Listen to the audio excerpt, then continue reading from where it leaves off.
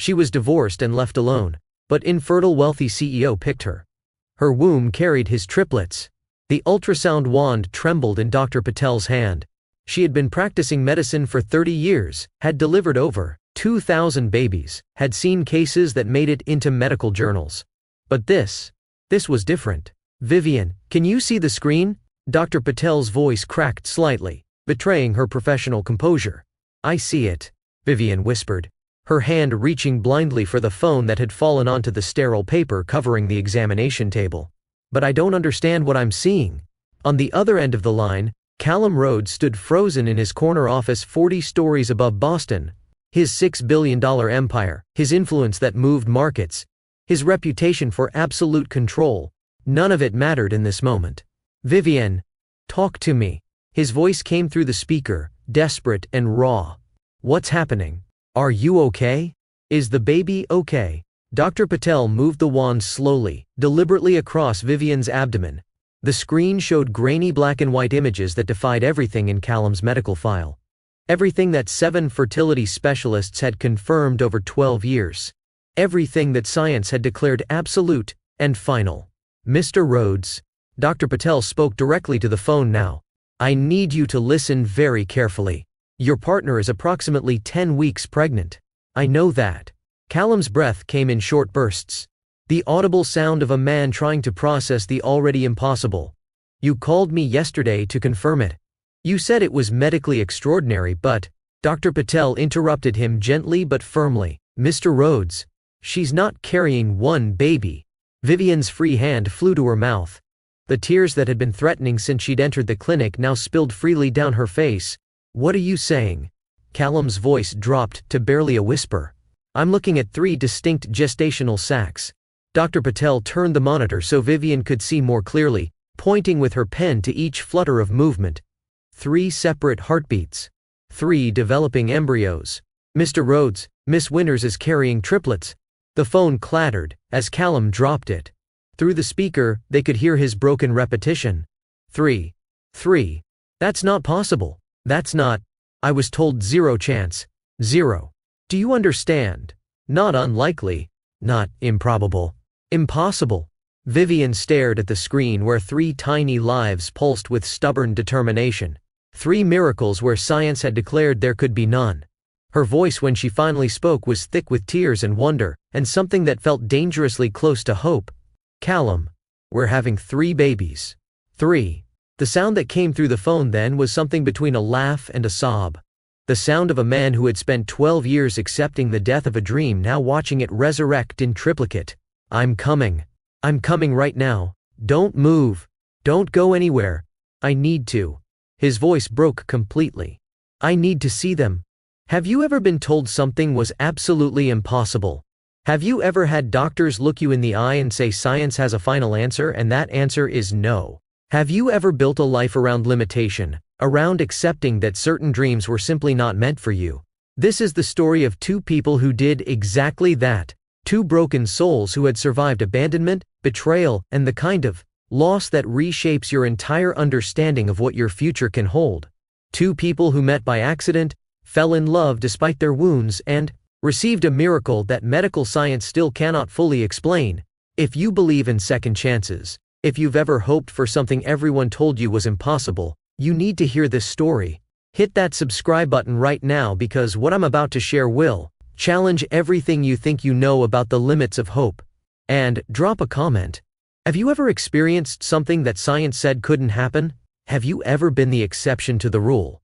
This is Vivian and Callum's story. And it begins not with their miracle but with their breaking. 8 months before that ultrasound, before the 3 impossible heartbeats, before the miracle that would defy medical explanation, Vivian Winters was a woman learning to make herself small. The futon in her sister's spare room had a spring that dug into her lower back no matter how she positioned herself. She had been sleeping on it for 3 months, ever since the divorce papers were finalized, ever since she had packed up the life she thought she was building and moved into Claire's 1-bedroom apartment in Cambridge. "Vivian." Claire knocked softly on the door frame. The door itself didn't close properly, another reminder of how temporary this arrangement was supposed to be. "You're going to be late for class." Vivian sat up slowly, her 34-year-old body protesting the night spent on borrowed furniture. Her reflection in the small mirror above Claire's sewing table showed a woman she sometimes failed to recognize. Thinner now. Shadows under her eyes that concealer couldn't quite hide. Dark hair that needed cutting, pulled back in a hasty knot. "I'm up," she called back, reaching for the clothes she'd laid out the night before. The same rotation of outfits she'd been cycling through. Professional enough for teaching community art classes. Forgettable enough that no one would look too closely. The bathroom was cramped, shared with Claire and Claire's twin 7-year-old boys, who left toothpaste smeared on every surface. Vivian cleaned it quickly before showering, a habit formed from not wanting to be more of a burden than necessary. The hot water lasted exactly 4 minutes before turning lukewarm. She had timed it. In the kitchen, Claire was making breakfast for the twins. Pancakes shaped like dinosaurs, the kind of effortless mothering that used to make Vivian ache with envy. Now it just made her feel hollow. "Coffee's fresh," Claire said, not turning from the stove. "And Viv, you got another email from Gregory's lawyer, something about the final asset distribution." Vivian poured coffee into a travel mug, her hands steady through practice. "What's left to distribute? He kept the house.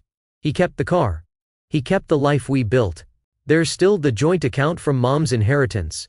He can have it." Vivian picked up her worn leather satchel, the one thing from her previous life she hadn't been able to abandon. It had been her mother's, carried through graduate school, through her first teaching position, through the marriage that was supposed to last forever. Claire finally turned, spatula in hand, concern written across features that mirrored Vivian's own. "You can't just keep giving everything away. You have rights." "Rights." Vivian laughed, the sound bitter even to her own ears. "I had rights to a marriage that lasted more than 7 years. I had rights to a partner who didn't leave the day after I miscarried for the 3rd time. Rights don't mean much when someone's already decided you're not worth fighting for." The twins had gone quiet, their child radar detecting adult tension.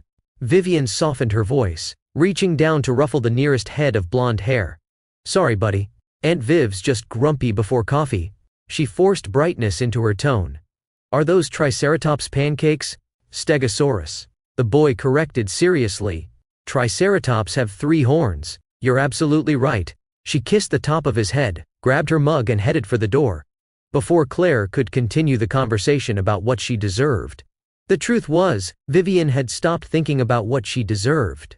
Deserving implied some cosmic fairness, some equation where good behavior and sincere effort resulted in corresponding rewards. Her life had thoroughly disproven that theory.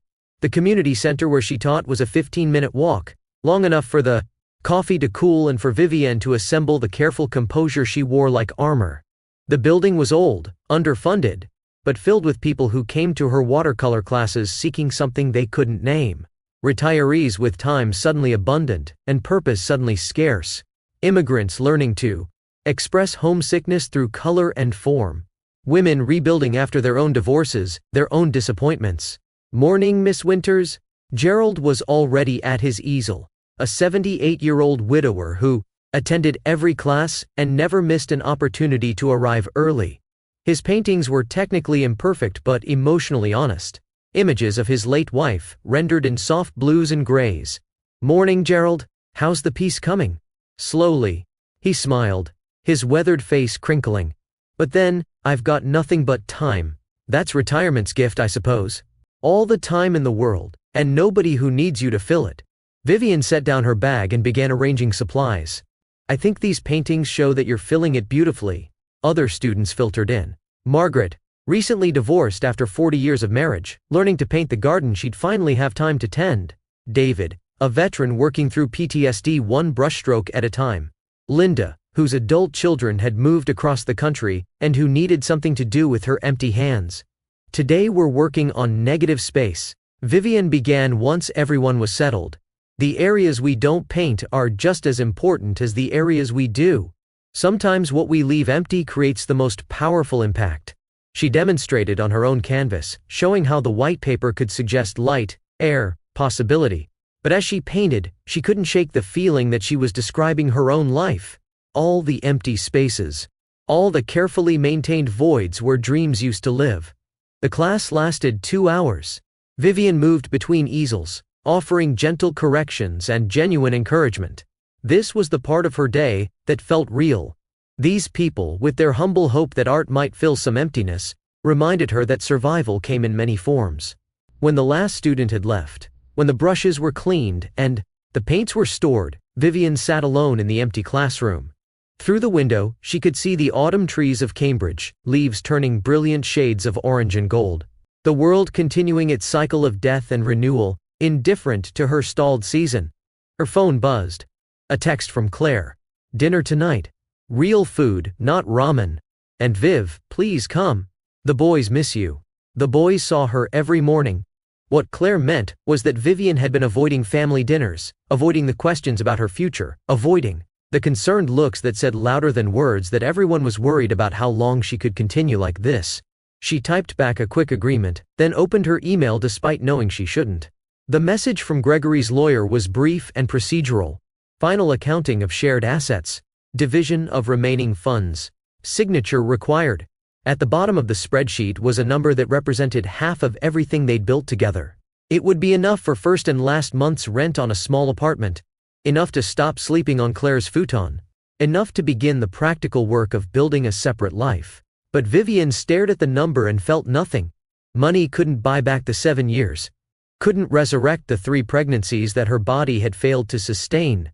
Couldn't erase the memory of Gregory's carefully written note explaining that he'd fallen in love with someone else. Someone younger, without complications. Complications. That was the word he'd chosen. As if her grief was an inconvenience. As if her body's repeated failures were character flaws rather than tragedies. As if she was a problem to be solved rather than a partner to be supported. Vivian closed the email without responding. She gathered her things slowly, reluctant to return to the futon, to the half-life she was living in the margins of her sister's family. Outside, the October afternoon had turned crisp and beautiful, the kind of day that used to make her feel alive. Now it just reminded her of everything she was moving through without truly experiencing. A ghost in her own life. Across the city, in a world of glass and steel and carefully controlled environments, Callum Rhodes stood at the floor-to-ceiling windows of his corner office and felt the familiar weight of his isolation. Below him, Boston spread out in miniature. Tiny cars navigating tiny streets, tiny people living their tiny lives, all of it manageable from this height, all of it contained within the scope of his vision and influence. The irony wasn't lost on him. He could see the whole city but couldn't solve the one problem that actually mattered. Mr. Rhodes. His executive assistant Patricia appeared in the doorway with her tablet and her efficient smile. "The Singapore team is ready for your call. And you have the hospital board meeting at 3. The car is scheduled for 2:30. Callum nodded without turning from the window. "Thank you, Patricia. Give me 5 minutes."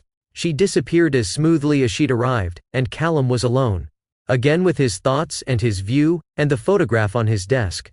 Caroline. His younger sister, captured in a moment of unguarded joy last summer at his estate in Marblehead. Her 2 children, Emma and Jackson, on either side of her. All 3 of them laughing at something beyond the camera's frame. The photograph was a year old. Caroline had been dead for 6 months. Aneurysm. Sudden. Catastrophic. Stealing her from the world before anyone could prepare for the loss. She'd been 38, healthy, vibrant, everything a person should be at the beginning of their best years. Now her children were being raised by their father, a good man who was doing his best but who called Callum weekly with questions about trust funds and estate planning and how to explain to a 6-year-old why her mother wasn't coming home. Callum had no answers. He wrote checks, established college funds, created safety nets made of money because that was the only thing he knew how to do. But he couldn't give Emma and Jackson what they actually needed. Couldn't bring back their mother. Couldn't fill the Caroline-shaped hole in the world. And he couldn't give them what Caroline had wanted: cousins. A larger family network. The Rhodes legacy continuing through another generation. His phone rang, the Singapore call coming through. Callum turned from the window and became the person everyone expected. Decisive, analytical, completely in command. He discussed projections and timelines and risk assessments, his mind organizing complex data with the ease of long practice. This was where he belonged. In the realm of problems that could be solved with intelligence and resources, not in the messy territory of biology and family and dreams that medical science had declared dead. The call lasted 40 minutes. When it ended, Patricia appeared again right on schedule. "Car's here, Mr. Rhodes? And I've prepared the briefing materials for the board meeting. The children's hospital expansion is on track for spring groundbreaking." Callum gathered his suit jacket, his phone, his tablet. The hospital project was important, Caroline's passion before her death. She'd been the one to propose using Rhodes Foundation money to expand pediatric oncology services to fund research into childhood cancers. She'd believed that wealth meant responsibility. Now it was his job to see her vision through. The drive to the hospital took 20 minutes through afternoon traffic. Callum used the time to review budgets and architectural plans, his mind engaged in work that had clear outcomes and measurable results. But when he arrived at the hospital, when he walked through halls filled with children and families, he felt the familiar ache of being surrounded by the life he would never have.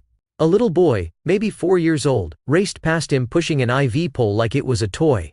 His mother called after him, her voice mixing exasperation with relief. The child was clearly recovering from something, clearly winning a battle. Callum watched them and thought about the room in his penthouse. The nursery he'd designed 8 years ago when one specialist had offered hope. When experimental treatment had seemed promising. When he'd allowed himself to imagine a future with children who would race through halls and test their mother's patience. The treatment had failed. Like all the others before and after it. And the nursery remained exactly as he'd left it. Pale blue walls. Handcrafted crib. Shelves waiting for books and toys. A monument to hope that had curdled into grief. "Mr. Rhodes." The hospital administrator greeted him with professional warmth. "Thank you for coming. The board is assembled in the conference room." The meeting proceeded with its own rhythm. Presentations about the expansion plans, discussions of fundraising, goals, testimonials from families whose children had been treated. Callum listened with genuine attention, asked pointed questions, approved additional funding when it became clear the project needed more resources. This was Caroline's legacy. He would make sure it was done right. Afterward, as he prepared to leave, the administrator stopped him. "Mr. Rhodes, I wonder if you might have a moment. There's someone I'd like you to meet. One of the mothers whose daughter was treated here last year. She's asked specifically to thank you." Callum wanted to refuse. These moments were always difficult, watching other people's gratitude for their children's lives while his own remained hypothetical and impossible. But refusing would be cruel. Of course. The woman was young, perhaps 30, with the exhausted eyes of someone who'd spent too many nights in hospital chairs. But when she saw Callum, her face transformed with genuine emotion. "Mr. Rhodes, I don't know if you remember, but you funded the treatment that saved my daughter's life. The experimental protocol. Everyone said it was too risky, too new. But you believed in it." Callum remembered.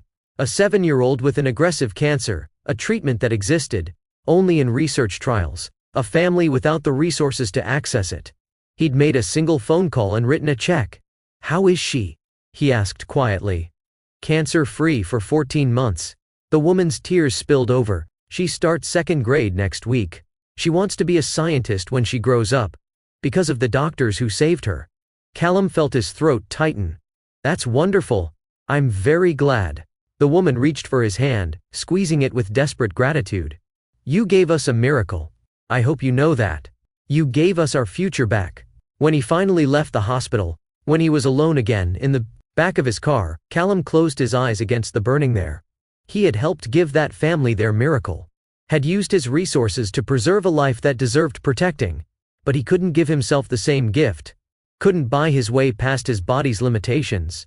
Couldn't fund research that would solve his particular problem because the problem was absolute. Severe oligospermia with morphological abnormalities. That was the clinical term. What it meant in practical terms was simpler. He would never father children. Medical science was unanimous. The best specialists in the world had examined his case from every angle. Zero chance. Not unlikely. Not improbable. Impossible. Back at his office, Callum worked until the sun set and the city lights came on below him. He reviewed contracts, approved initiatives, made decisions that affected thousands of employees across 6 continents, built his empire one strategic choice at a time. But when he finally returned to his penthouse, when he stood in the doorway of the locked nursery and looked at the empty crib and the unused toys and the books that would never be read, he felt the full weight of what success couldn't purchase. Caroline had understood. She'd never pitied him. never offered empty platitudes. But once, about a year before she died, she'd told him something that had stayed with him. "You know what I think, Cal? I think you've built all this." She gestured at his penthouse, his life, his empire. "Because you're trying to prove that what you can't have doesn't matter. That achievement can replace family. But it doesn't work that way. You're still lonely. You're just lonely in a really expensive apartment." He'd laughed it off at the time. But Caroline had been right. She usually was. Now she was gone, and he was alone with his wealth and his success and the echoing emptiness of everything he'd built to distract himself from what he was missing. Callum closed the nursery door, locked it with the small key he kept on his personal keyring, and returned to his study. There was always more work, always another deal to negotiate, another problem to solve. Anything to avoid sitting with the silence and admitting that Caroline had been right. He was lonely, and no amount of money could fix it. The call that changed everything came on a Friday evening 3 weeks later. Callum was reviewing projections for the fourth quarter when Patricia knocked on his open door. "Sorry to interrupt, but Lydia Chen from the Arts Foundation is online too. She says it's urgent about the gallery opening." Callum frowned slightly. The gallery project was Caroline's idea, one of her passion initiatives before she died. Converting an old warehouse in Dorchester into a community art center, providing free classes and exhibition space in a neighborhood that desperately needed investment. He'd promised to see it through. Promised to attend the opening. Promised to give remarks even though public speaking outside business contexts made him uncomfortable. "Put her through." Lydia's voice came on with its characteristic energy. "Callum, I have a situation. Our scheduled moderator for the opening panel just canceled. Family emergency, unavoidable. I need someone who can facilitate a discussion between local artists and community leaders. Someone articulate who understands the mission." "I'm not a moderator, Lydia. I write checks. That's my contribution." "You're more than that, and you know it," she countered gently. "Caroline always said you understood art better than you let on. That your mother was a literature professor before she married your father." Callum felt the familiar tightness that came with mentions of his mother. She'd died when he was 15. Cancer, like so many stories, seemed to end. His father had never recovered, had buried himself in work until that killed him too. What exactly would this moderating involve? Saturday evening, 6 to 8.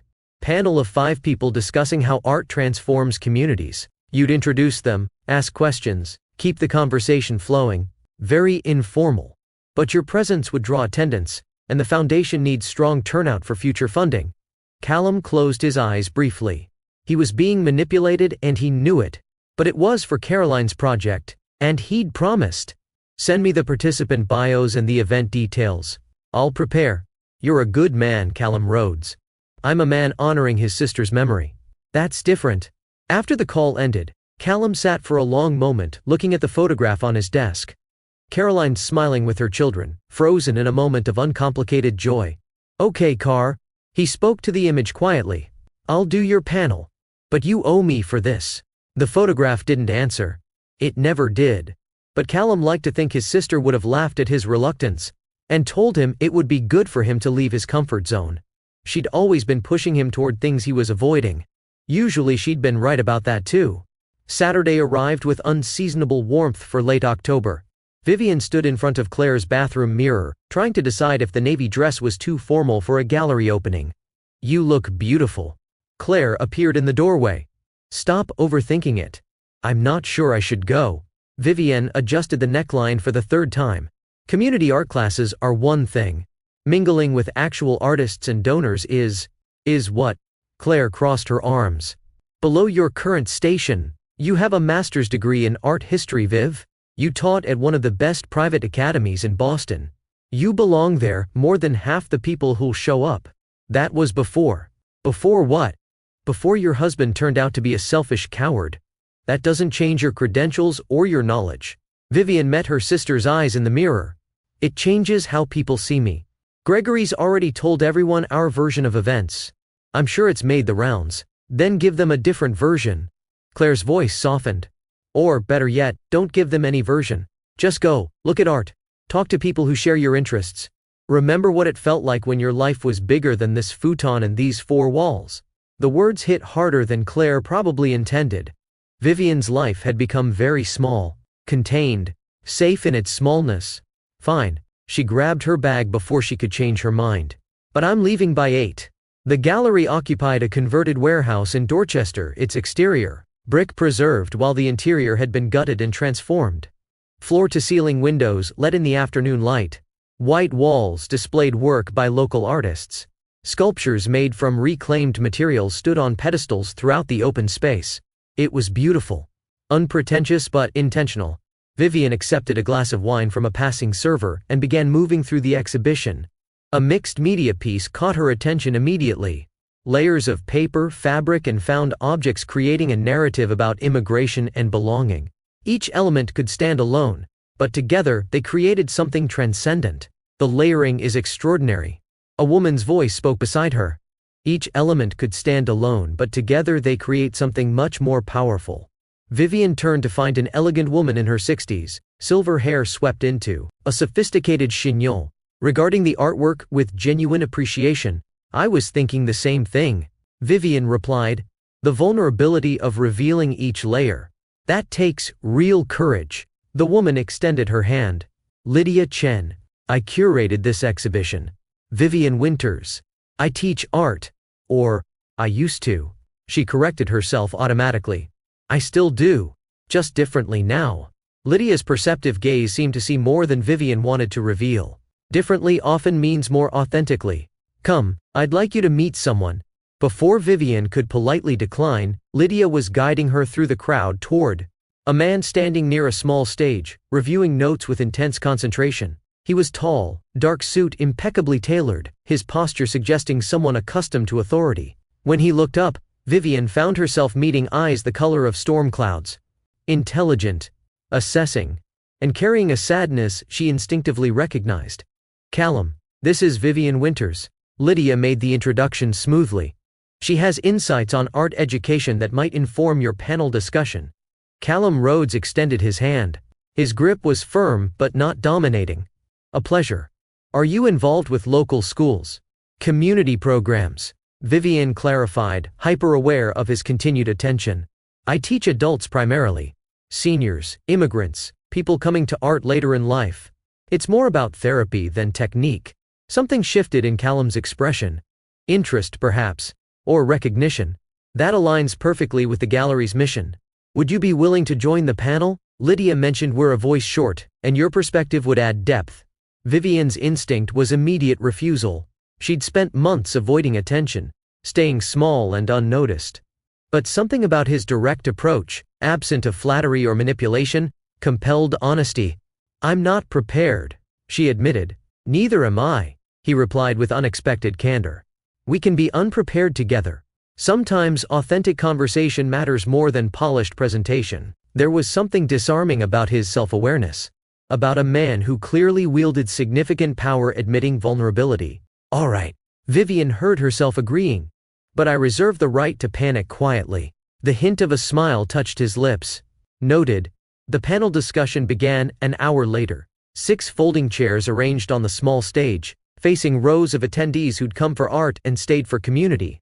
Callum moderated with surprising warmth, drawing out perspectives from each panelist with questions that went deeper than surface observations. When he turned to Vivian, his question was simple but profound. You mentioned teaching art as therapy. Can you talk about why that distinction matters? Vivian took a breath, aware of the audience but somehow only really seeing Callum's steady attention. Because technique can be taught to anyone, she began slowly. But therapy requires trust. When someone comes to my class after a divorce or a death or a diagnosis, they're not there to learn proper brushstrokes. They're there because they need to remember what it feels like to create something, to make choices about color and composition, to prove to themselves that they can still bring something beautiful into the world, even when everything feels broken. The room had gone very quiet. Art doesn't fix the broken parts, Vivian continued, her voice strengthening. But it gives us a language for the things we can't say out loud. It lets us be seen without having to explain. And sometimes that's enough to remind us we're still here, still capable of transformation. When the panel ended, when the applause had faded and people began to disperse, Callum found her near the sculpture garden. That was remarkable, he said quietly. What you said about transformation, about being seen without explanation. I meant it. I know. That's what made it remarkable. They stood in comfortable silence for a moment, watching the evening light fade through the warehouse windows. Lydia mentioned you might be interested in advising on foundation programming. Callum said finally, I'd value your perspective. Would you be available for coffee this week? The request was professional but felt personal in a way Vivienne couldn't quite define. Coffee would be nice. She found herself agreeing. Good. He pulled out his phone. What's your number? As Vivienne recited the digits and watched him enter them with careful precision, she had the distinct feeling that something significant had just shifted. Some door she'd carefully kept closed had opened just a crack, and through that crack, unexpected light was beginning to filter in. Their coffee meeting was scheduled for Tuesday at 11. Vivienne changed her outfit 3 times before settling on jeans and a burgundy sweater that Claire insisted brought out the warmth in her eyes. You're nervous, Claire observed, watching her sister check her reflection for the 4th time. I'm meeting a billionaire to discuss foundation programming. Of course I'm nervous. You're meeting a man who looked at you like you were the most interesting person in the room, Claire corrected. The billionaire part is just context. Vivienne grabbed her bag before Claire could continue the analysis. It's coffee. Professional coffee, nothing more. But as she walked to the small cafe in the South End that Callum had suggested, Vivienne couldn't quite convince herself that professional was the right word for the flutter of anticipation in her chest. He was already there when she arrived, seated at a corner table away from the windows. He stood when he saw her, a gesture of old-fashioned courtesy that surprised her. Thank you for coming, he said, waiting until she was seated before returning to his own chair. I took the liberty of ordering you a cappuccino. If that's presumptuous, I apologize. How did you know I drink cappuccino? You ordered one at the gallery. He said it simply, as if remembering small details was ordinary rather than remarkable. I pay attention. Their conversation began with safe topics. The gallery opening, the positive community response, ideas for educational programming. But within 20 minutes, they had drifted into deeper territory. Why did you stop teaching at the academy? Callum asked, his question direct but not invasive. Vivienne stirred her cappuccino slowly, watching the foam swirl. My marriage ended, and staying felt complicated. When people know your personal business, they look at you differently. Like you're a cautionary tale rather than a colleague. Leaving was simpler than navigating everyone's discomfort with my failure. It wasn't your failure. Callum's response came with unexpected vehemence. Someone else's inability to honor commitment doesn't reflect on your worth. The certainty in his voice suggested personal understanding rather than empty comfort. Vivienne met his eyes, finding genuine conviction there. Thank you for saying that. I mean it. He leaned forward slightly. I've watched enough people abandon responsibility to know the difference between failure and betrayal. You didn't fail. You were failed. Something in Vivienne's chest loosened at his words. She'd spent 8 months internalizing blame, accepting the narrative that she was somehow insufficient. Hearing someone state the opposite with such clarity felt like oxygen after holding her breath too long. Can I ask you something? She ventured. Anything. Why are you doing this? The foundation work, the gallery, all of it. Men with your resources usually just write checks and put their names on buildings. Callum was quiet for a moment, his fingers tracing the edge of his coffee cup. My sister Caroline died 6 months ago, he said finally. The gallery was her project.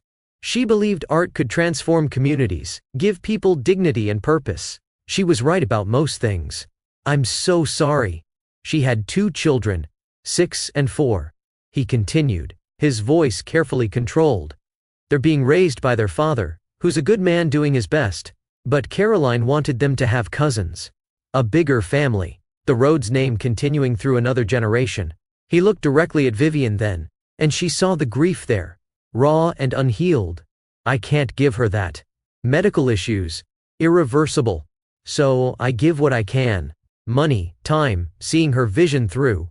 It's not what she wanted, but it's what I have to offer. Vivienne reached across the table instinctively, covering his hand with hers. I think you're offering much more than you realize. Their second meeting happened 3 days later at the Museum of Fine Arts, ostensibly to discuss how museum partnerships might enhance foundation programming. Actually, to continue a conversation neither of them wanted to end. They moved through galleries housing contemporary exhibitions, their discussion ranging from artistic technique to personal philosophy. In a room featuring photographs documenting urban transformation, Callum stopped. Before an image of a demolished building, new construction rising from its ruins. I've always been drawn to images of transformation, he said quietly. The idea that broken things can become beautiful again. That endings can generate new beginnings. Do you believe that's true? Vivian asked. Callum's expression revealed internal struggle. I want to believe it. Evidence in my own life suggests otherwise. But I haven't entirely surrendered hope. The vulnerability in his admission touched something deep in Vivian. She recognized the careful balance between protecting wounded places and remaining open to possibility. They found a bench in the gallery, sitting side by side as other visitors moved past them. Tell me something true about yourself, Vivian requested. Something you don't typically share. Callum turned to look at her fully, seeming to weigh his response. I was diagnosed infertile at 31, he said, his voice low. Severe oligospermia with morphological abnormalities. Medical terminology for the fact that I cannot father children, ever. Multiple specialists confirmed it. The best doctors in the world examined my case from every angle. The conclusion was unanimous and final. He paused, his jaw tightening slightly. It shaped every relationship I've attempted. Every vision of my future. Most women I dated had clear expectations. Marriage, family. The conventional trajectory. When I explained my condition, I watched their calculations, weighing my wealth against the cost of never having biological children. Some stayed for a while, convincing themselves they could accept it. But eventually they all left. And I stopped trying. Vivian felt her throat tighten with empathy and recognition. Your turn, Callum said. Something true you don't typically share. She took a breath before speaking. My marriage didn't end because we fell out of love. It ended because I had 3 miscarriages in 4 years. She watched his expression carefully, seeing only focused attention. The last one was the worst. I made it to 16 weeks before my body failed again. Gregory was supportive through the first 2. Patient, understanding. But the third one broke something in him. Her voice caught slightly, but she continued. 2 weeks after I came home from the hospital, I found him on a dating app. When I confronted him, he said he needed to know if he could have a family with someone else, someone whose body worked properly. He filed for divorce a month later. By the time the papers were final, he was already engaged to a 26-year-old paralegal from his firm. Now Callum's hand found hers, his grip firm and grounding. Your body didn't fail, he said fiercely. Loss isn't failure. It's unbearable pain. But it's not failure. And your husband was a coward who abandoned you when you needed him most. Vivian felt tears spill over, months of carefully contained grief finally finding release. And somehow, sitting on a museum bench with a man she barely knew, she felt safer crying than she had. In her sister's apartment, or her therapist's office, or anywhere else she'd tried to process her losses. Callum didn't offer empty platitudes. He simply sat with her, his hand steady in hers, his presence a quiet affirmation that her pain deserved witness. When she finally composed herself, she found him watching her with something that looked like wonder. You're the first person I've told the whole truth, he said, about how the infertility affected my relationships. Most people get the medical facts, but not the emotional aftermath. You're the first person I've told about the dating app, Vivian replied. Everyone knows about the miscarriages. But the detail about him looking for my replacement while I was still grieving. I've never said that out loud. They sat in silence for a long moment, the museum's hushed atmosphere holding space for their shared vulnerability. We're quite a pair, Callum said finally, a hint of dark humor in his voice. The infertile billionaire and the woman who can't carry to term. Not exactly a fairy tale beginning. Maybe that's better. Vivian surprised herself with the response. Fairy tales set impossible expectations. Maybe real stories, messy and complicated, have a better chance of being true. Something shifted between them in that moment. An unspoken acknowledgement that what was growing here went deeper than attraction or companionship. 2 people who had both been broken by biology and betrayal, finding unexpected understanding in each other's wounds. Their third date, because that's what they were now calling these meetings, was dinner at a small Italian restaurant in the North End. Family-owned, unpretentious, the kind of place where regulars were greeted by name. You come here often? Vivian asked as they were shown to a corner table. Every Thursday for 12 years, Callum confirmed. After my father died, I inherited his company and the weight of expectations I wasn't prepared for. I found this place by accident one night when I was walking to clear my head. It became a refuge. Somewhere I could just be Cal instead of Callum Rhodes, CEO. The distinction surprised her. Do you like being Callum Rhodes, CEO? He considered the question seriously. I'm good at it. That's not the same as liking it, but it's what I have. What I built when other paths closed. Over handmade pasta and Chianti. Their conversation deepened further. Vivian found herself sharing details about her mother, who had died of ovarian cancer when Vivian was 22. About how her artistic ambitions had been shelved during her marriage to support Gregory through law school. About the writing career she'd abandoned that sometimes whispered to her in quiet moments.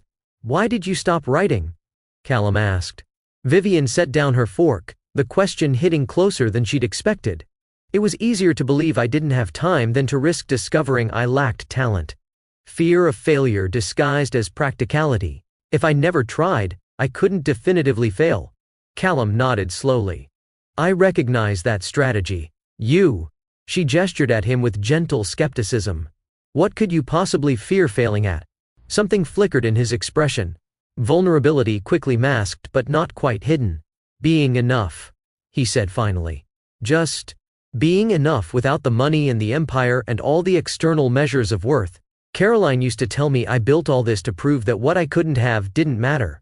That achievement could replace family. She was right. But admitting she was right means admitting I've spent 12 years running from something I can't outrun. The honesty in his words took Vivian's breath away. You're enough. She said it simply without elaboration. Right now. Sitting here, you're enough. His eyes met hers, holding her gaze with an intensity that made her heart race. So are you. When Callum drove her back to Cambridge that night, neither wanted the evening to end. He walked her to Claire's building, the autumn air crisp and clear, stars visible despite the city lights. I'd like to see you again, he said at the door. Not for coffee or museum visits or foundation business. Just to see you. I'd like that too. He leaned in slowly, giving her time to retreat if she wanted. But Vivian didn't want to retreat. When his lips met hers, gentle and questioning, she felt something inside her that had been locked tight begin to open. The kiss was brief but carried the weight of everything unspoken between them. When they pulled apart, Callum rested his forehead against hers. I haven't done this in a very long time, he admitted. The dating thing. I'm probably going to make mistakes. That makes two of us. Over the following weeks, they settled into a rhythm. Dinners at quiet restaurants. Long walks through less frequented parts of Boston. A concert at Symphony Hall where they held hands in the dark and let Brahms say what they were still learning to articulate. Callum learned that Vivian took her coffee with exactly one sugar, that she had a habit of biting her lower lip when concentrating, that her laugh when genuinely surprised was bright and transformative, that she was brilliant and wounded and brave in ways that had nothing to do with grand gestures. Vivian discovered that beneath Callum's formidable exterior lived a man of unexpected gentleness. He listened with complete attention, remembered details of stories she barely recalled telling, challenged her assumptions while respecting her autonomy. He had opinions on everything from urban planning to the best breakfast spots, delivered with dry humor that emerged when he felt safe. One evening in early December, snow beginning to fall outside Callum's penthouse windows, Vivian found herself being shown the room he'd mentioned. The nursery he'd built 8 years ago during a period of medical optimism. The door opened to reveal a space frozen in time and hope. Pale blue walls. A handcrafted crib of beautiful simplicity. Bookshelves filled with classics waiting to be read. A rocking chair by the window. A handmade quilt draped across its arm. Oh, Callum. Vivian whispered, understanding immediately the grief this room represented. I couldn't bring myself to dismantle it. He remained in the doorway. It felt like surrendering the last shred of possibility. So I locked it away instead. Vivian moved through the space, touching surfaces gently. The crib railing smooth beneath her fingers. The quilt's intricate stitching. It's beautiful. She turned to face him. All of it. Thank you for showing me. Something in Callum's expression cracked. The careful control he maintained dissolved, and Vivian saw the full depth of his grief. For the children he'd never have. For the future he'd mourned and tried to accept. For the hope this room had once held. She crossed to him, pulling him into an embrace. He held her tightly, his face buried in her hair, his breathing uneven. "I'm tired of pretending it doesn't matter," he said, his voice muffled.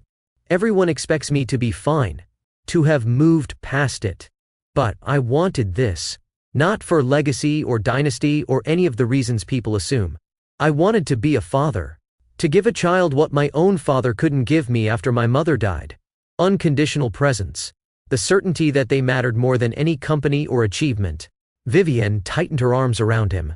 "You would be an extraordinary father. Perhaps in another life."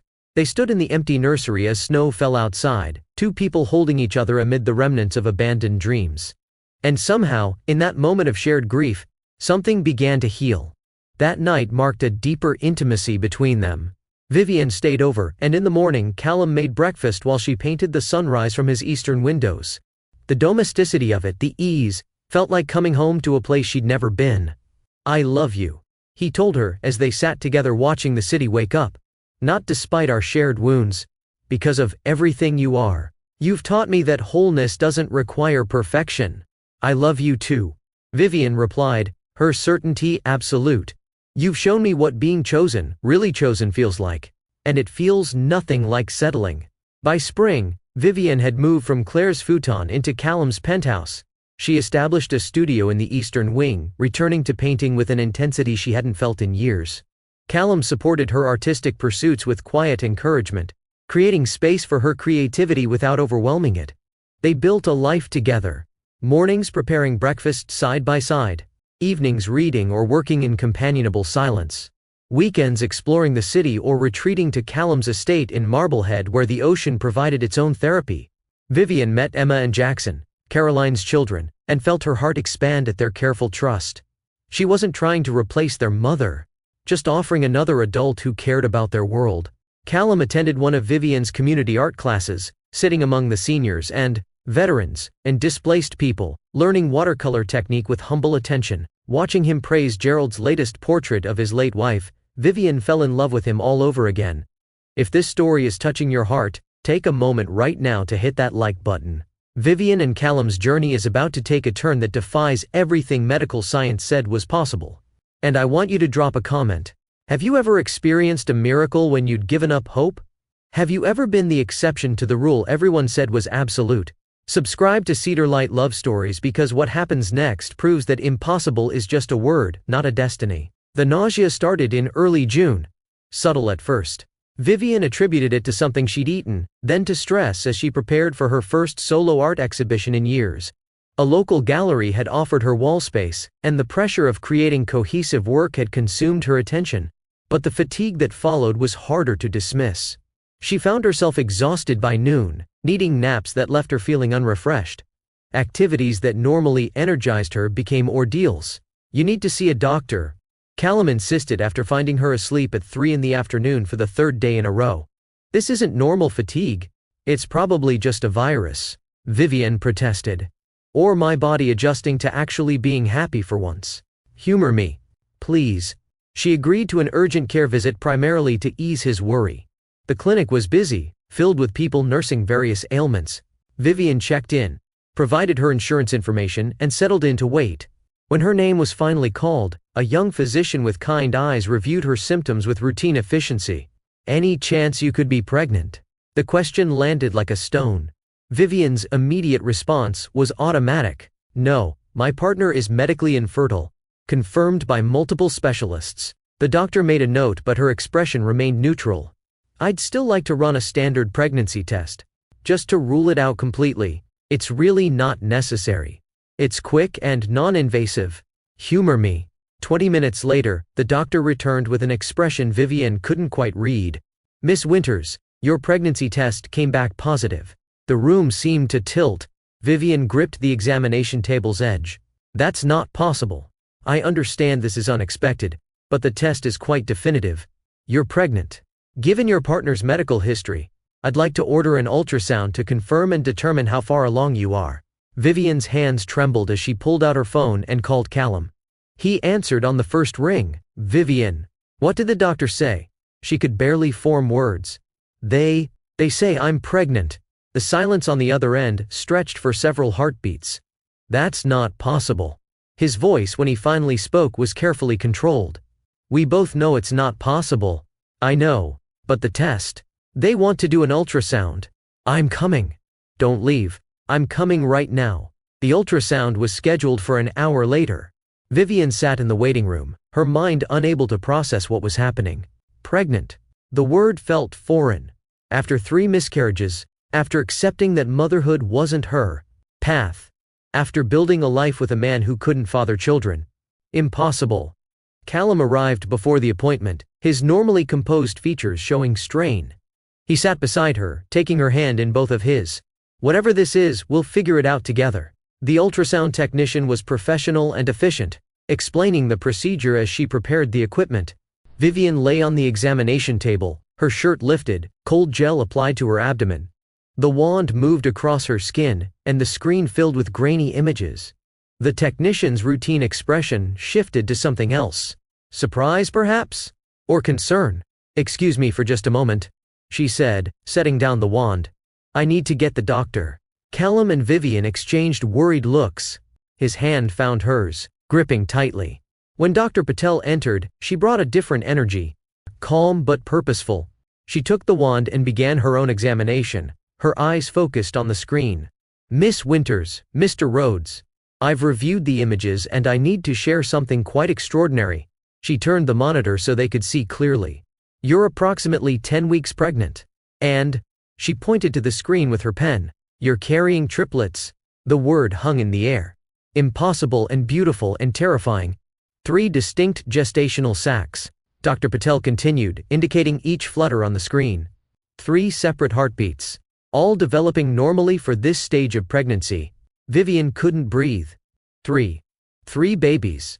When Callum's diagnosis had said 0 possibility. I don't understand. Callum's voice was hoarse. Every specialist confirmed. Multiple times. 0 sperm count, catastrophic morphology. How is this possible?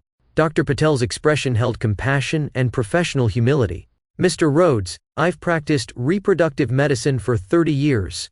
In that time, I've learned that while we can speak to probabilities with great accuracy, absolutes in biology are rare. Your case was severe, the prognosis accurate based on available data, but sometimes, she gestured to the screen. Sometimes the human body surprises us. But 3, Vivian whispered. How is it 3? That I cannot explain medically, Dr. Patel admitted. The conception of triplets in a case like yours defies statistical modeling. But here they are. 3 babies, all developing appropriately. Can we? Callum's voice broke slightly. Can we hear them? Dr. Patel adjusted the equipment and suddenly the room filled with sound. 3 rapid heartbeats, slightly out of sync, creating a rhythm that sounded like hope. Callum made a sound between a laugh and a sob. His free hand reached toward the screen, fingers trembling as he tried to touch the impossible images. Those are, your children, Dr. Patel confirmed gently. Mr. Rhodes, Miss Winters, congratulations. When they left the clinic an hour later, armed with ultrasound printouts and prenatal vitamins and an appointment schedule, they walked to Callum's car in stunned silence. Inside, with the doors closed and the world temporarily held at bay, they finally looked at each other. 3, Vivian said. 3, Callum repeated. Then he laughed, the sound building until tears streamed down his face. 3 impossible miracles. Vivian found herself laughing too, the release of tension and disbelief and overwhelming emotion pouring out in waves. They held each other in the car, laughing and crying, 2 people who had accepted childlessness now facing triplets. What do we do? She finally asked. Callum pulled back to look at her, his expression transforming from shock to something else. Determination, wonder, love. We prepare. We protect them. We figure this out together. He cupped her face gently. Vivienne, I know this isn't what either of us expected. I know it's terrifying given your history and the medical impossibility of my contribution, but, he pressed his forehead to hers. I want this. I want them. I want to build a family with you. Whatever comes, whatever challenges we face, I'm completely committed. Vivian felt her own tears return. I'm terrified. So am I. But we're terrified together. And that's better than being alone. They kept the news private initially, sharing only with Claire and Callum's mother. Both reactions were joyful, though Claire's included significant amounts of "I told you so" regarding Vivian's future happiness. The first trimester progressed with careful monitoring. Dr. Patel, fascinated by the medical anomaly, provided exceptional care while respecting their privacy. Vivian's body adapted to carrying 3 lives with surprising resilience. Morning sickness was manageable. Fatigue was significant but bearable. Callum transformed into an intensely protective partner. He researched triplet pregnancies obsessively, interviewed maternal fetal medicine specialists, ensured Vivian had everything she needed before she knew she needed it. "We should consider when to go public," he said one evening as they reviewed nursery plans. "Once you start showing visibly, speculation will begin regardless." "Can we wait a little longer?" Vivian asked. "I know it's inevitable, but right now this feels precious and private. Once the world knows, it becomes about the impossible pregnancy instead of our family." Callum understood. They maintained privacy through her 4th month, Vivian's expanding belly hidden by loose clothing, their happiness contained within their small trusted circle. But inevitability arrived in the form of a chance encounter. Callum and Vivian, out to dinner at what they thought was an obscure restaurant, were photographed by someone who recognized him. The image was blurry but clear enough. Vivian's hand on her noticeably rounded stomach. Callum's protective posture. Within 24 hours, the photograph was everywhere. Billionaire CEO expecting. Read the conservative headlines. Blackwell baby bombshell. Screamed the tabloids. Infertile tycoon's miracle pregnancy questions mount. Proclaimed the gossip sites. The media frenzy was immediate and brutal. Reporters camped outside Rhodes Tower. Photographers followed them. Every business publication wanted comment. Every gossip columnist had speculation, but the cruelest coverage questioned the pregnancy's legitimacy. Medical experts weigh in on impossible conception. Sources question miracle pregnancy timeline. Former colleagues suggest calculation over coincidence. Vivian watched the coverage with growing horror. Her past was excavated and displayed. Gregory gave an interview implying she'd always been ambitious. Former Academy colleagues made veiled suggestions about her character. Anonymous online comments accused her of fraud, manipulation, trapping a billionaire with a convenient miracle. "This is exactly what I feared," Callum raged, throwing a tablet aside after reading particularly vicious speculation. "They're dissecting our private joy for public consumption. Questioning our children's legitimacy. I want to release full medical documentation. Prove beyond doubt that." "No," Vivian interrupted firmly. "We don't owe them proof. Our truth isn't public property. They're calling you a liar, calling me a fool. Let them." She moved to stand in front of him, taking his face in her hands. "Callum, listen to me. The people who matter know the truth.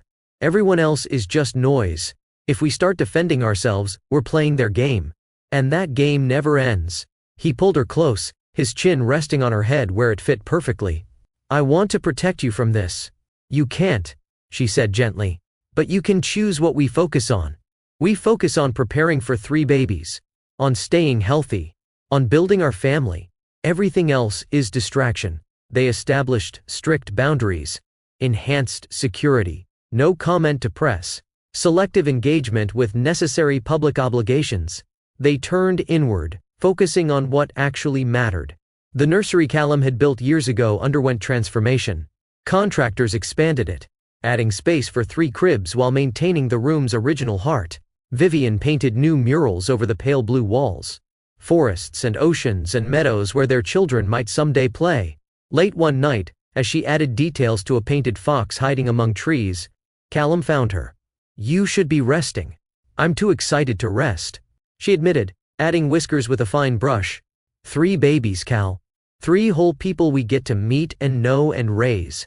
He came to stand behind her, his arms encircling her expanded waist, his hands resting where their children grew. "I never imagined this," he said quietly. "After accepting impossibility, experiencing its opposite feels surreal. Like any moment I'll wake up and find it was elaborate hope masquerading as reality." "It's real." Vivian covered his hands with her paint-stained ones. "Every kick reminds me it's real. All 3 of them have very strong opinions about my sleep schedule. Which one is kicking now?" "I think the active one," she smiled. "There's one who's calm and measured, one who's constantly moving, and one who seems to be observing everything before deciding how to feel about it." They already have personalities. They do. And we get to discover them. Callum turned her gently, his expression serious. Vivian, I know we haven't formally discussed it. But I want you to marry me. Not because of the pregnancy or public perception or any external reason. Because I cannot imagine my future without you in it. Because you've transformed my understanding of what family means. From his pocket he withdrew a small velvet box. This isn't a grand proposal. No orchestra or elaborate planning. Just me, asking you to legally bind yourself to a man who thought he'd spend his life alone until you proved him wrong. He opened the box, revealing a ring of stunning simplicity. Emerald-cut diamond set in platinum, elegant and understated. Vivian Winters, will you marry me? She looked at the ring, then at his face where hope and vulnerability warred with careful control. Yes, she said simply. Not because circumstances demand it. Because I love who we are together. Because you see me completely and choose me anyway. As Callum slipped the ring onto her finger, both recognized that their commitment transcended the miraculous pregnancy. The triplets were an unexpected blessing, but the foundation of their relationship existed independently, built on mutual understanding, respect, and the courage to remain open after being profoundly wounded. We're getting married and having triplets. Vivian laughed, the reality hitting her. Our lives are about to become beautifully chaotic. I can't wait. At 34 weeks, Dr. Patel scheduled the cesarean delivery. Standard protocol for uncomplicated triplet pregnancies, she explained. Minimizes risk to babies and mother. The final weeks were a blur of preparation. Installing 3 car seats, stockpiling diapers and formula and tiny clothes, interviewing pediatricians. Vivian's body, carrying 3 lives, was exhausted but resilient. Callum's protective instincts reached new heights, hovering and supporting in equal measure. The night before the scheduled delivery, they stood together in the completed nursery. 3 cribs arranged carefully. Changing table stocked and ready. Rocking chair positioned by the window where Vivian's murals transformed walls into worlds of imagination. Tomorrow we meet them, she said softly. Tomorrow everything changes. Are you ready? Callum considered the question seriously. I'm terrified. Overwhelmed. Completely unprepared. And more certain of this than anything I've ever done. Good answer. They arrived at the hospital before dawn, the city still dark. Private suite, medical team assembled. Everything planned with Callum's characteristic precision. But no amount of planning could prepare them for the emotional reality of what was about to happen. In the pre-op area, as Vivian changed into a hospital gown and nurses checked vital signs, Callum held her hand with desperate intensity. I love you. He said, whatever happens in there, however this goes. I love you. I love you too. And Cal, thank you. For what? For showing me that impossible isn't final. For choosing me when I felt unchosen. For these 3 miracles we made when everyone said we couldn't. They wheeled her to the operating room, bright and cold and filled with purposeful activity. Callum, gowned and masked, sat beside her head as Dr. Patel and her team prepared. You'll feel pressure but not pain, the anesthesiologist explained as the spinal block took effect. You're doing great, Miss Winters. Behind the blue drape shielding her view, Vivian felt strange sensations. Tugging, movement, the awareness of activity she couldn't see. Callum's hand gripped hers, his eyes locked on hers with fierce attention. Almost there, Dr. Patel announced. Get ready to meet baby A, then. Piercing the clinical atmosphere. A cry. Strong, indignant, vibrantly alive. It's a girl. Dr. Patel lifted the tiny squirming infant above the drape for a brief glimpse before passing her to waiting nurses. Callum's composure shattered completely. Tears streamed unchecked down his face, his grip on Vivian's hand almost painful. Our daughter. He choked out. Vivian, our daughter. Before either could fully process, Dr. Patel spoke again. And here comes baby B. Another cry, slightly different pitch, equally determined. Another girl. Callum was laughing and crying simultaneously, moving between Vivian and the warming tables where nurses tended the newborns, his expression pure astonishment. One more, Dr. Patel said. Ready. The third cry, when it came, had its own distinct quality. And your son, Dr. Patel announced. Congratulations. 2 girls and a boy. 3 babies. 3 impossible miracles. 3 tiny lives that defied medical certainty and statistical probability. When the nurses finally brought them, swaddled and assessed and perfect, Vivian held one daughter while Callum cradled the other. Their son rested in a bassinet beside them, all 3 now quiet, adjusting to the world outside. "Hello, little ones," Vivian whispered through tears. "We've been waiting for you." Callum, holding his daughter with infinite gentleness, couldn't speak. He simply stared at the tiny face, at the miniature fingers, at the impossible reality of this child who shouldn't exist but undeniably did. "Thank you," he finally managed, looking at Vivian. "For believing when I couldn't. For these 3. For everything." The triplets spent 3 weeks in the NICU, standard monitoring for babies born at 34 weeks, Dr. Patel explained. "Their development is excellent, but we want to ensure feeding and temperature regulation are stable." Callum and Vivian took shifts, learning to bottle feed and change diapers, memorizing each tiny face's unique features. Naming them became an intimate ritual. "Iris," Vivian suggested, touching their firstborn's delicate hand. "For beauty and resilience." "And Hazel," Callum added, watching their second daughter. "Strength and gentleness." For their son, they chose together. "Theodore," gift from God. Because no other name captured what he represented. Iris, Hazel, and Theodore Winters Rhodes. 3 impossible children, with 2 last names honoring both parents. When they finally brought all 3 home, the reality of triplet parenthood crashed over them. The penthouse transformed from pristine elegance to beautiful chaos. Feeding schedules dominated their days and nights. Sleep became precious commodity, grabbed in 90-minute increments. But exhausted and overwhelmed, both felt more complete than they'd ever imagined possible. Late one night, or perhaps early morning, Callum found Vivian in the nursery, gently rocking Hazel while Theodore and Iris slept in their cribs. "You should be sleeping," he whispered. Couldn't resist watching them a little longer. She smiled tiredly. "Sometimes I still can't believe they're really here." Callum knelt beside the rocking chair, one hand resting on his daughter's swaddled form. 3 heartbeats where science said there could be none. 3 miracles born from 2 people who thought their stories were finished. But this isn't the end. This is Vivian and Callum's beginning. The start of a family built against impossible odds. The proof that medical certainty isn't the final word. If you've stayed with this story to this point, if your heart is full watching these 3 impossible babies come home, I need you to do something for me. Hit that like button right now. Subscribe to Cedar Light Love Stories. And drop a comment telling me, what impossible dream are you still carrying? What miracle have you stopped hoping for? Because Vivian stopped hoping for motherhood after 3 miscarriages. Callum accepted he'd never be a father after 12 years of medical certainty. And now they're learning to change 3 sets of diapers simultaneously. Your impossible might just be waiting for you to stay open to it. 5 years passed like a heartbeat and an eternity. The Rhodes Foundation Gallery annual fundraiser had grown from modest community gathering to significant cultural event.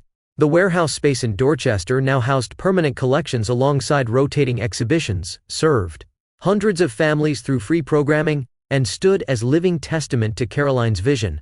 On a bright May afternoon, the sculpture garden buzzed with activity. Dozens of children raced across grass, their laughter echoing off brick walls. Volunteers in matching blue shirts guided visitors between activity stations. Banners announced the foundation's expanded mission, serving communities across Greater Boston. At the center of this joyful chaos stood Vivian and Callum, watching 5-year-old triplets lead an elaborate game involving water balloons and considerable squealing. Iris, thoughtful and artistic, had organized the children into teams with careful consideration for each child's abilities. Hazel, bold and physical, demonstrated throwing techniques with enthusiastic abandon. Theodore, observant and verbal, narrated the entire proceeding like a sports commentator, his running commentary making nearby adults laugh. "They've definitely inherited your organizational skills," Vivian observed, watching Iris adjust team assignments with diplomatic precision. "And your inability to delegate," Callum added as Theodore insisted on personally instructing each participant. They'd both changed in visible and invisible ways. Vivian's confidence had returned and deepened, her role as the foundation's educational director fulfilling in ways her previous teaching never had. Her book, Beyond Certainty: Finding Hope When Science Says No, had connected with readers facing their own impossibilities. She'd learned to use their story not for spectacle but for service. Callum had restructured his relationship with Rhodes Global, maintaining strategic oversight while building space for active fatherhood. He'd discovered that being present for his children, really present, mattered more than any acquisition or quarterly earnings. The man who'd once worked until midnight now left his office at 5 to coach tiny soccer players who cared more about snacks than scores. The CEO who'd maintained emotional distance now read bedtime stories with elaborate character voices, performed tea parties with genuine investment, built blanket forts with architectural precision. Vivian and Callum. Lydia Chen approached with her ever-present energy, silver hair now fully white but spirit undimmed. I'm taking credit for all of this. The triplets, the foundation's success, everything. You've earned it. Callum acknowledged with genuine warmth. Your matchmaking changed everything. I simply recognized two people who needed to find each other. Lydia smiled, watching the children play. Though I'll admit, I didn't anticipate triplets defying medical science. That was unexpected bonus. Best kind of bonus. Vivian agreed. The afternoon progressed with speeches and testimonials. Families shared how foundation programs had transformed their lives. Artists discussed opportunities that had launched careers. Community leaders spoke about Dorchester's cultural renaissance. When it came time to cut the ceremonial cake, Iris, Hazel, and Theodore were given places of honor, their parents standing proudly behind them. We're special because doctors said we couldn't happen, Theodore announced to the assembled crowd with 5-year-old authority. But Miss Lydia says everyone here is special because they all found families even when it was hard. The crowd responded with warm laughter and applause, charmed by the child's earnest wisdom.